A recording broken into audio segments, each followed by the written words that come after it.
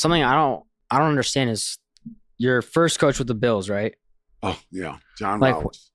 everyone knows you're the guy that gets the ball, you can run, and he Yeah. tries to turn you into a wide receiver. Yeah, he's got Why me is that running not around. like talked about, or how do you react to that when you're Yeah, like, were you bro? pissed? Because you have a shitty coach and you're stuck in Buffalo. Yeah, and Buffalo's worst team in football. That's how they got the first pick. That's how they got me. Yeah. No, this is John Rouse. I don't know what it was. He was the Raider coach, and I guess the Raiders they may have gone to the Super Bowl and lost. I believe that's the second Super Bowl. In any event, he quit the Raiders because Al Davis got all the Yeah. So I think once he got to Buffalo, he wanted it to be about him, and all they were talking about is me, right? So me and a guy named Paul McGuire, a punter, we used to talk about which one of us that he hated the most, Paul or I, and he just had it in for me. Why? You know, Why do you think? I have absolutely no idea. Now you got to understand the Raiders. They weren't a halfback running team. All their great running backs were fullbacks, and they were a passing team.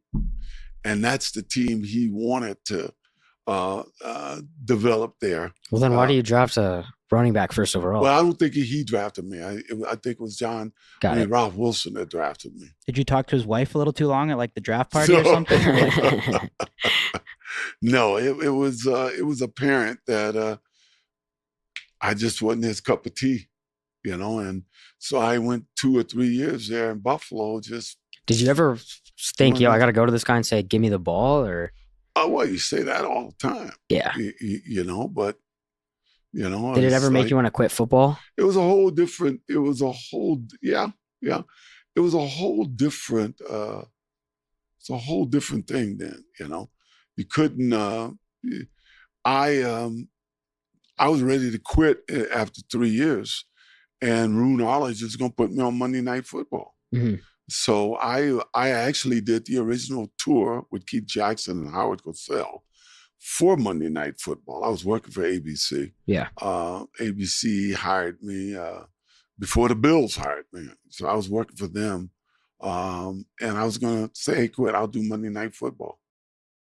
Do you remember what your bag was back then when you got selected first overall? Your signing bonus and all that? It was nothing. Nothing? It was 50,000 or something like that. But you got to understand, back then it was a different day, different time. Guys weren't making that much money. Mm-hmm. Nothing like they do now. Yeah. You know. Well, you had. By the time I retired, I was making like twice as much. Sure. Then I guess it would have been Joe Namath, twice as much as the next guy. Right. So then you have that breakout year. You break Jim Brown's record. Yeah. And how did that change your life off the field? Well, the year before, when I was going to retire, a guy named Harrigan, who was the head of PR, he came to LA and he told me, "Oh, Jay, look, we're going to bring Lou Saban back." And I know Lou Saban was a good coach, especially for a running back. So the year before, even though we weren't a good team, I led the league in rushing. Oh, shit. I led the league in rushing. Then he brought in some linemen, and he told all of the wide receivers to put cages on their helmets because we're putting our money on this guy, pointing at me, right?